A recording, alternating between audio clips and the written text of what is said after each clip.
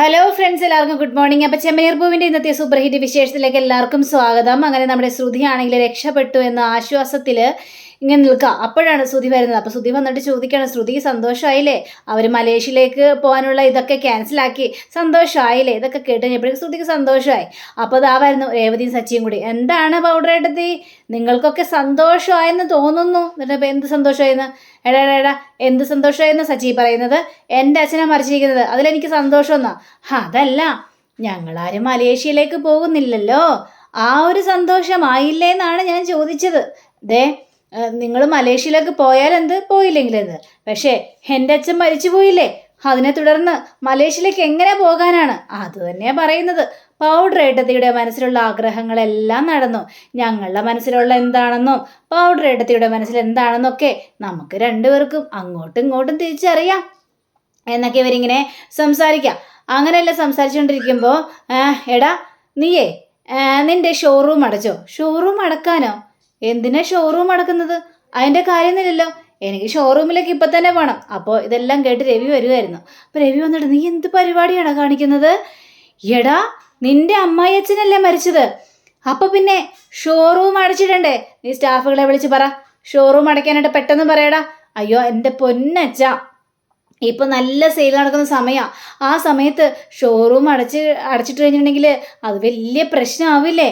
അപ്പോഴേക്കും നമ്മുടെ ചന്ദ്രയും, അതേ രവിയേട്ടാ, മരിച്ചിട്ട് ഇപ്പോൾ കുറേ ദിവസമായില്ലേ, അപ്പോൾ പിന്നെ എന്തിനാണ് ഇപ്പോൾ ഷോറൂം അടച്ചിടുന്നത്? അതിൻ്റെ കാര്യമൊന്നുമില്ലല്ലോ.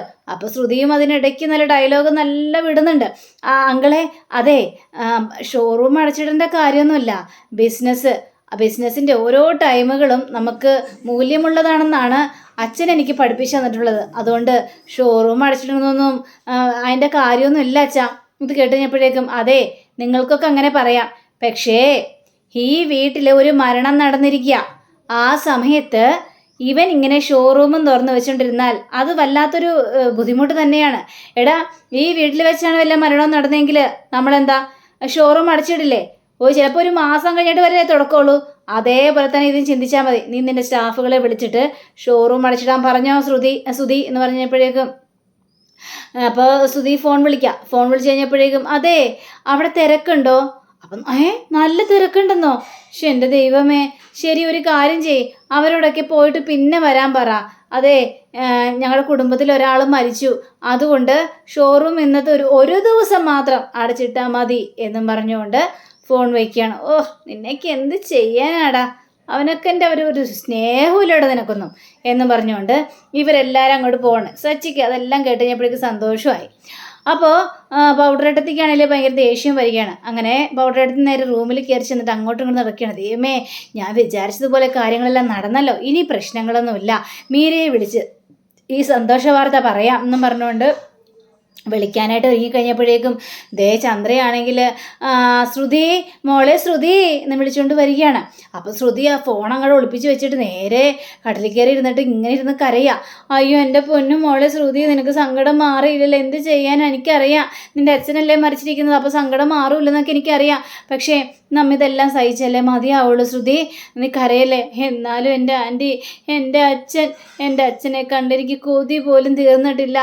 എൻ്റെ അച്ഛനെ കാണാനായിട്ട് ഞാൻ ആഗ്രഹിച്ചിരിക്കുകയായിരുന്നു. ആ സമയത്താണ് അച്ഛൻ ഇങ്ങനെ ഒരു മരണം. എല്ലാവരും കൂടി എൻ്റെ അച്ഛനെ തല്ലിക്കൊന്നില്ലേ എൻ്റെ ആൻറ്റി എന്നും പറഞ്ഞുകൊണ്ട് ഇങ്ങനെ ശ്രുതി കിടന്ന് ഇങ്ങനെ കരയാം. കഴിഞ്ഞപ്പോഴേക്കും, മോളെ എന്ത് പറഞ്ഞു മോളെ സമാധാനിപ്പിക്കണോ ഒന്നും അറിയില്ല. പിന്നെ മോളെ സ്വത്തുക്കളൊന്നും നഷ്ടപ്പെട്ടിട്ടില്ലല്ലോ, മോളുടെ സ്വത്തുക്കളെല്ലാം മോൾക്ക് കിട്ടൂലേ? അപ്പോഴേക്കും ശ്രുതിയാണെങ്കിൽ, അതെ, ശ്രുതിയുടെ സ്വത്തുക്കളെല്ലാം കിട്ടും അമ്മേ, അതിന് യാതൊരു സംശയമില്ല. ഒരു കേസ് നടക്കുന്നുണ്ടെന്നല്ലേ പറഞ്ഞത് ഇവളുടെ ഇളയച്ചൻ. ആ കേസെല്ലാം കഴിയുമ്പോൾ ശ്രുതിക്ക് കിട്ടേണ്ടതെല്ലാം കിട്ടുമെന്നല്ലേ പറഞ്ഞിരിക്കുന്നത്. ഒരു സമാധാനം മാത്രമുണ്ട്. മോളുടെ അച്ഛൻ മരിച്ചാൽ എന്താ, മോൾക്ക് തരാനുള്ള കാര്യങ്ങളെല്ലാം തന്നിട്ടല്ലേ അദ്ദേഹം പോയത്. അദ്ദേഹത്തിനോട് ഒരുപാട് കടപ്പാടുണ്ട്. മോളെ സന്തോഷത്തോടെ സമാധാനത്തോടെ ഇവിടെ ഇരുന്നോ, ഞങ്ങൾ പോയേക്കാം എന്നും പറഞ്ഞുകൊണ്ട് ശ്രുതിയും അതേപോലെ തന്നെ ചന്ദ്രയും കൂടി അവിടെ നിന്ന് ഇറങ്ങി പോവുകയാണ്. അപ്പോൾ ശ്രുതിക്കാണെങ്കിൽ രണ്ടെണ്ണം സ്വത്ത് എന്നും പറഞ്ഞുകൊണ്ട് നടക്കുകയാണ്.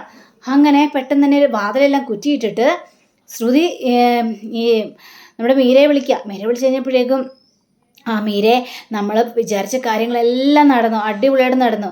മലേഷ്യയിലുള്ള പോക്കും ക്യാൻസലാക്കി. എന്നാലും എൻ്റെ ശ്രുതി നീ ഭയങ്കര തന്നെ കേട്ടോ. ഇല്ലാത്തൊരച്ഛൻ ഉണ്ടെന്ന് പറയുകയും ആ അച്ഛൻ മലേഷ്യയിലെ ബിസിനസ്സുകാരനാണെന്ന് പറയുകയും എന്നിട്ട് അതിനുശേഷം അച്ഛൻ മരിച്ചുപോയെന്ന് പറയുകയും നിന്റെ കഴിവ് അപാരം തന്നെ.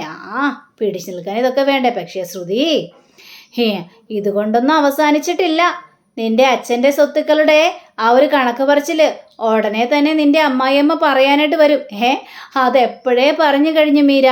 അങ്ങനെ പറഞ്ഞു കഴിഞ്ഞപ്പോഴേക്കും ഞാൻ പറഞ്ഞെന്താണെന്നറിയാവോ? ആ സ്വത്തുക്കളെല്ലാം എനിക്കുള്ളത് തന്നെയാണെന്ന്. നീ അങ്ങനെയും പറഞ്ഞോ? വീണ്ടും എന്തിനാണ് മണ്ടത്തരം കാണിച്ചു കൂട്ടിയത്? ഇടി, അങ്ങനെ പറഞ്ഞില്ലെങ്കിലേ എനിക്കിവിടെ ഒരു വിലയും ഉണ്ടാവില്ല. ആ രേവതിയെ കാണുന്നത് പോലെ എന്നെയും കാണുള്ളൂ. പണം ഉണ്ടെന്ന് പറഞ്ഞതുകൊണ്ടാ പിന്നെയും ആൻറ്റി ഇങ്ങനെ പിടിച്ചു നിൽക്കുന്നത്. അല്ലെങ്കിലേ എന്നെ ഇവിടെ ഇട്ട് ചവിട്ടി ഇറക്കും. അത് കാണണോ? അതിൻ്റെ ആവശ്യമൊന്നുമില്ലല്ലോ. ഇതിപ്പോൾ ഇങ്ങനെ മുന്നോട്ട് പോട്ടേന്നേ. പണമില്ലാത്തവളായിട്ട് ജീവിക്കുന്നതിനേക്കാൾ നല്ലത് പണമുള്ളവളായിട്ട് അന്തസ്സായിട്ട് ജീവിക്കുന്നതാണ് നല്ലത് എന്ന് പറയുകയാണ് ശ്രുതി. അങ്ങനെ ശ്രുതിയുടെ ഫോൺ വയ്ക്കാം. അപ്പോൾ നമ്മുടെ സച്ചിയെയും രേവതിയെയും കാണിക്കുകയാണ്. അപ്പോൾ സച്ചിൻ രേവതിയും കൂടി സംസാരിക്കണം. ഏതായാലും അവൾ പക്ക ഫ്രോഡാണ് കേട്ടോ. അവൾ എന്തൊക്കെയോ കളത്തരങ്ങൾ മറയ്ക്കുന്നുണ്ട്. ഇപ്പം കണ്ടില്ലേ, അച്ഛൻ മരിച്ചെന്നും പറഞ്ഞുകൊണ്ട് എന്തൊക്കെ ഡയലോഗുകൾ അവൾ ഇറക്കുന്നത്. ഇതൊക്കെ വിശ്വസിക്കാനേ പറ്റുന്നില്ല സച്ചിയേട്ടാ. വിശ്വസിച്ചല്ലേ മതിയാവള്. ഇവളിതെല്ലാം ഇതിനപ്പുറവും കാണിക്കും നമുക്കറിയാമായിരുന്നല്ലോ. പക്ഷേ അങ്ങനെ ഞാൻ വിടാനായിട്ട് തീരുമാനിച്ചിട്ടില്ല എൻ്റെ രേവതി. ഇതിലൊരു അവസാനം കണ്ടിട്ടേ ഞാൻ അടങ്ങുള്ളൂ. അല്ലാതെ എനിക്കൊരു മനസ്സമാധാനം ഉണ്ടാവാനായിട്ട് പോകുന്നില്ല എന്നവിടെ പറയാം. അങ്ങനെ എല്ലാവരും കൂടി ഭക്ഷണം കഴിക്കാനായിട്ടിരിക്കാം. അപ്പോൾ ഭക്ഷണം കഴിക്കാനായിട്ട് ഇരുന്ന് കഴിഞ്ഞപ്പോഴേക്കും നമ്മുടെ ശ്രുതിയാണെങ്കിൽ വെട്ടി വിഴുങ്ങുകയാണ്. എൻ്റെ ദൈവമേ, അടിപൊളി കുറുമ, എന്ത് ടേസ്റ്റായി കുറുമ.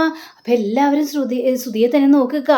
അപ്പോൾ സച്ചിയുടെ നോട്ടം കണ്ടു കഴിഞ്ഞപ്പോഴേക്കും രേവതി ചോദിക്കാണ്, നിങ്ങൾ എന്താ ഇങ്ങനെ നോക്കിക്കൊണ്ടിരിക്കുന്നത്? അതെ രേവതി, അല്ല ഇവൻ്റെ ആരാ മരിച്ചത് എന്ന് ചോദിച്ചപ്പോഴേക്കും ശ്രീകാന്ത്, അതിനെന്താ സംശയം സച്ചിയേട്ടാ? അത് ശ്രുതിയേട്ടൻ്റെ അമ്മായി അച്ഛൻ ആണോ? എനിക്കങ്ങനെ തോന്നുന്നില്ല ഇവൻ്റെ തീറ്റ കണ്ടിട്ട്. കാരണം ഇവൻ്റെ ആരുമല്ലാത്ത രീതിയിൽ മരിച്ചത് പോലെയാണ് എനിക്ക് തോന്നുന്നത്. ഇവരെന്താ ഇങ്ങനെ കിടന്ന് തിന്നുന്നത് എന്ന് ചോദിക്കുമ്പോൾ ശ്രുതി പതിക്കൊന്ന് തീറ്റ നിർത്തുക. ചന്ദ്രയാണെങ്കിൽ അന്തം വിട്ടിക്ക് നോക്കി നിൽക്കുക. അല്ല, ഞാനിപ്പോൾ ഫുഡ് കഴിച്ചെന്ന് വിചാരിച്ച് എന്താണ് കുഴപ്പം സംഭവിക്കാനായിട്ട് പോകുന്നത്? ഒരു കുഴപ്പമില്ലടാ. നിന്റെ അമ്മായിയച്ഛൻ മരിച്ചതിൽ ഒരു സങ്കടം പോലും നിനക്കില്ലേടാ. നിനക്ക് ഒരു സങ്കടം, എനിക്ക് പിന്നെ സങ്കടമില്ലാതിരിക്കുമോ? എന്നിട്ടാണ് നീ കിടന്നിങ്ങനെ വെട്ടി വിഴുങ്ങുന്നത്. കർമ്മങ്ങളെല്ലാം ചെയ്യാനുള്ളതാ. അതെ, ഈ മരിച്ച ആൾക്ക് ആത്മശാന്തി കിട്ടണ്ടേ? ആത്മശാന്തി കിട്ടാതെ പോകാൻ പാടില്ലല്ലോ. മലേഷ്യയിലാണ് മരിച്ചെങ്കിലും അടക്കം അവിടെയാണ് നടന്നതെങ്കിലും ഇവിടെ നമ്മൾ കർമ്മങ്ങളെല്ലാം ചെയ്യണം. അതുകൊണ്ട് ശ്രുതി, നീയാണ് കർമ്മങ്ങളെല്ലാം ചെയ്യേണ്ടത്. ഇത് കേട്ടാൽ ശ്രുതി ഞെട്ടിപ്പോണം. ഞാൻ കർമ്മങ്ങളെല്ലാം ചെയ്യാനോ? അതെ, നീ തന്നെയാണ് നിന്റെ അമ്മായച്ഛന് കർമ്മങ്ങളെല്ലാം ചെയ്യേണ്ടതും പറയാം. അതെല്ലാം ശ്രുതി അവിടെ കേട്ടുകൊണ്ട് നിൽക്കുന്നുണ്ടായിരുന്നു. അപ്പോൾ ശ്രുതിക്ക് ഇതൊക്കെ കേട്ട് കഴിഞ്ഞപ്പോഴേക്കും ആകെ പേടിയും തോന്നിക്കുക. അപ്പോൾ ചന്ദ്രയാണേലേ അതിൻ്റെ ആവശ്യമൊന്നുമില്ല. ശ്രുതി കർമ്മങ്ങളൊന്നും ചെയ്യേണ്ട കാര്യമൊന്നുമില്ല. കർമ്മങ്ങൾ ചെയ്യും. അങ്ങനെ മരിച്ച ആൾക്ക് ആത്മശാന്തി കിട്ടുകയും ചെയ്യും. അത് ചെയ്യേണ്ടത് ശ്രുതിയാണ് എന്ന് പറയാ. ഇത് കേട്ട ശ്രുതി ഞെട്ടിപ്പോവാണ്. ശ്രുതിയോ പൗഡർ ഇട്ടത്തിന് ഇതിന് സമ്മതിക്കോ? എന്താ സമ്മതിക്കാത്തത് കൊണ്ട് എന്താ പ്രശ്നം? സമ്മതിക്കും. അവൾ തന്നെ ഈ കർമ്മങ്ങളെല്ലാം ചെയ്യണം. അത് തന്നെയാണ് വേണ്ടത്. അപ്പോൾ നമ്മുടെ ശ്രുതിയാണെങ്കിൽ ആത്മാവങ്ങളെന്ന് പറഞ്ഞാൽ അങ്ങനെയൊന്നും ഇല്ലെന്നേ. ഉണ്ട്, അങ്ങനെയൊക്കെ സംഭവങ്ങളൊക്കെ ഉണ്ട്. ഇതിലൊക്കെ എനിക്ക് നല്ല വിശ്വാസമാണ്. അതുകൊണ്ട് ശ്രുതി തന്നെ ഈ കർമ്മങ്ങളെല്ലാം ചെയ്യണം. മകളെ കൊണ്ട് ചെയ്യിപ്പിച്ചു കഴിഞ്ഞാൽ ആ ആത്മാവിന് നിത്യശാന്തി കിട്ടും എന്നൊക്കെ പറയാണ്. അതുകൊണ്ട് നാളെ മുതൽ അത് ആരംഭിക്കണം. ഞാൻ ഒരു ജോത്സ്യൻ്റെ നമ്പർ തരാം. ആ ജോത്സ്യൻ എന്നെ നീ വിളിക്കണം. എന്നിട്ട് വേണ്ട സാധനങ്ങളൊക്കെ മേടിക്കണം, പൂജയ്ക്കുള്ള സാധനങ്ങൾ. മനസ്സിലായല്ലോ? ശരി അമ്മേ എന്ന് പറയാം. അന്ന് രാത്രി ആയി കഴിഞ്ഞപ്പോഴേക്കും ഈ ശ്രുതിയും നല്ല ഉറക്കുന്ന സമയത്ത് പാതിരാത്രി ആയി കഴിഞ്ഞപ്പോഴേക്കും ശ്രുതി അവിടുന്ന് ചാടി എണീക്കണം. എൻ്റെ ദൈവമേ, വിശന്നിട്ടാണെങ്കിൽ ഒരു രക്ഷയില്ല. എന്തെങ്കിലും കഴിക്കണമല്ലോ. ദൈവമേ, വയറ് കിടന്ന ആളാണ്. ഇപ്പം ഇത്രയും സമയമല്ലേ, എല്ലാവരും നല്ല ഉറക്കത്തിലായിരിക്കും. അടുക്കളയിൽ പോയി എന്തെങ്കിലും നോക്കിയാലോ ഉണ്ടോയെന്ന് കഴിക്കാനായിട്ട്. അപ്പോൾ ശ്രുതിയെ നോക്കി കഴിഞ്ഞപ്പോഴേക്കും ശ്രുതി നല്ല കൂർക്കം വലിച്ച് ഉറക്കുക. അപ്പോൾ ശ്രുതി അവിടെ നിന്ന് പതിയെ എണീറ്റ് നേരെ അടുക്കളയിലേക്ക് ചെല്ലുക. പാത്രം തുറന്നു നോക്കി കഴിഞ്ഞപ്പോഴേക്കും ചപ്പാത്തി ഇരിക്കുന്നുണ്ട്. ഫുഡ് തീർന്നിട്ടില്ല. നല്ല കാര്യം എന്നും പറഞ്ഞുകൊണ്ട് ഒരു പ്ലേറ്റ് എടുത്തിട്ട് ഒരു 3 ചപ്പാത്തി എടുത്ത് പ്ലേറ്റിലേക്ക് ഇടുക. അപ്പോൾ കറി എടുക്കാനായിട്ട് തുടങ്ങിക്കഴിഞ്ഞപ്പോഴേക്കും ഈ ചപ്പാത്തി പ്ലേറ്റ് നേരെ താഴത്തേക്ക് പടക്കെന്ന് പറഞ്ഞ് വീഴുക. അയ്യോ എൻ്റെ ദൈവമെന്ന് പറഞ്ഞുകൊണ്ട് അവിടെ നിന്ന് ചാടി ആ പ്ലേറ്റും ചപ്പാത്തിയൊക്കെ എടുത്ത് കുഴഞ്ഞ പാത്രത്തിലേക്ക് ഇടുമ്പോൾ ദാ വന്ന് നോക്കുന്നു നമ്മുടെ രേവതി. രേവതി ശ്രുതിയെ കണ്ടു കഴിഞ്ഞപ്പോഴേക്കും ഞെട്ടിപ്പോയി. നീയോ എന്ന് ചോദിക്കുകയാണ്. എന്താ ശ്രുതി, നീ എന്താ ഇവിടെ? അല്ല എന്താ ചപ്പാത്തിയൊക്കെ? അല്ല നീയല്ലേ പറഞ്ഞത് നിനക്ക് ഫുഡൊന്നും വേണ്ട, ഫുഡൊന്നും ഇറങ്ങൂല എന്നൊക്കെ, എന്നിട്ട് നീ ഫുഡ് കഴിക്കാൻ വേണ്ടി വന്നാണോ? ഞാൻ ഫുഡൊന്നും കഴിക്കാൻ വേണ്ടി വന്നതല്ല, എനിക്ക് ഫുഡ് കഴിക്കേണ്ട കാര്യവും ഇല്ല. ഞാനേ വെള്ളം കുടിക്കാൻ വേണ്ടി വന്നാണ്. വെള്ളം കുടിക്കാനോ? അല്ല പിന്നെ എങ്ങനെയാ ഈ പാത്രമൊക്കെ തുറന്നിരിക്കുന്നത്? ഞാനിതെല്ലാം അടച്ച് നല്ല ഭദ്രമായിട്ടാണല്ലോ പോയത്, പിന്നെ എങ്ങനെ ഈ പാത്രമൊക്കെ തുറന്നു എന്ന് ചോദിച്ചു കഴിഞ്ഞപ്പോഴേക്കും, എന്താ ശ്രുതി നിനക്ക് വിശക്കുന്നുണ്ടോ? വിശക്കുന്നുണ്ടെങ്കിൽ ഭക്ഷണം കഴിച്ചോട്ടോ, ഞാൻ ആരോടൊന്നും തുറന്നു പറയാനായിട്ട് പോകുന്നില്ല, ഞാൻ ആരോടും പറയേയില്ല. ഇത് കേട്ട ശ്രുതിക്ക് കലി വരികയാണ്. അതെ, എൻ്റെ അച്ഛനാ മരിച്ചത്, അതുകൊണ്ട് എനിക്ക് ഭക്ഷണം ഇറങ്ങൂല. ഞാൻ വരുമ്പോൾ ഇതൊന്നും തുറന്നിട്ടില്ലായിരുന്നു, എനിക്കറിയില്ല ഇതാരാ തുറന്നു വെച്ചതെന്ന്, ഞാൻ വെള്ളം കുടിക്കാൻ വേണ്ടി മാത്രമാണ് വന്നത് എന്ന് പറയാം. അങ്ങനെയും പറഞ്ഞുകൊണ്ട് ശ്രുതി അവിടെ നിന്ന് എസ്കേപ്പ് ആവും. അപ്പോൾ രേവതിക്ക് കാര്യങ്ങളെല്ലാം മനസ്സിലായി. രേവതി നേരെ സച്ചിൻ്റെ അടുത്തേക്ക് പോയിരിക്കാം. സച്ചി ചോദിക്കുകയാണ്, എന്താ പൂച്ചയാണോ എന്ന് ചോദിച്ചപ്പോഴേക്കും, ശ്രുതിപ്പൂച്ചയായിരുന്നു. ശ്രുതിപ്പൂച്ചയോ? അവളെന്തിനാ അങ്ങോട്ട് കയറി വന്നതെന്ന് ചോദിച്ചപ്പോഴേക്കും, ഭക്ഷണം കഴിക്കാൻ വേണ്ടി അവൾ കയറി വന്നത്, പക്ഷേ എന്നെ കണ്ടു കഴിഞ്ഞപ്പോഴേക്കും അവൾ വെള്ളം കുടിക്കാൻ വേണ്ടി മാത്രമാണ് ഇതെല്ലാം എടുത്തു വെച്ചത്, ആരാണെന്ന് പോലും അറിയാൻ പാടില്ലെന്ന്. എൻ്റെ പൊന്നു സച്ചിയേട്ടാ, പക്കാ ഫ്രോഡെന്ന് പറഞ്ഞാൽ പക്കാ ഫ്രോഡാ, ഇവളെ സൂക്ഷിക്കണം. ഇനി ഇവള് എന്തൊക്കെയാണ് ചെയ്യാൻ പോകുന്നതെന്ന് പറയാനായിട്ട് പറ്റില്ല, അതുകൊണ്ട് ഇവളെ സൂക്ഷിച്ചേ മതിയാവുള്ളൂ. എനിക്കറിയാൻ രേവതി, താനീ ഫ്രോഡാണ് അവളെന്ന്. അങ്ങനെ പിറ്റേ ദിവസം രാവിലെ ആകിയാണ് ശ്രുതിയും നല്ല ഉറക്കത്തിൽ സമയത്ത് ഡോറിൽ വന്ന് ആരോ മുട്ടുകയാണ്.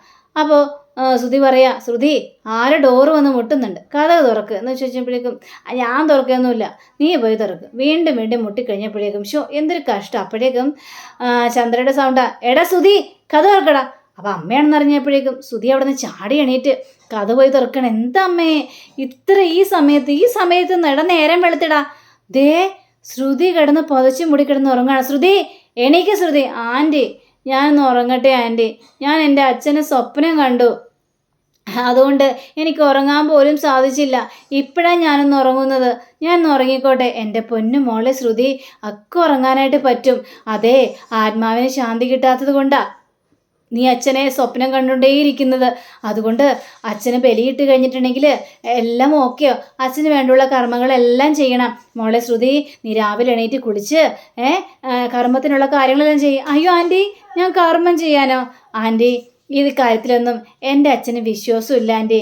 എൻ്റെ അച്ഛൻ ഇതൊന്നും വിശ്വസിക്കില്ല. അച്ഛന് വിശ്വാസം വേണ്ട, പക്ഷെ നമുക്ക് വിശ്വാസമുണ്ടല്ലോ, അതേപോലെ തന്നെ നമ്മൾ ആ കാര്യങ്ങളെല്ലാം ചെയ്യണം, അല്ലെങ്കിൽ എൻ്റെ മോൾക്കൊരു മനസ്സമാധാനം ഉണ്ടാവില്ല.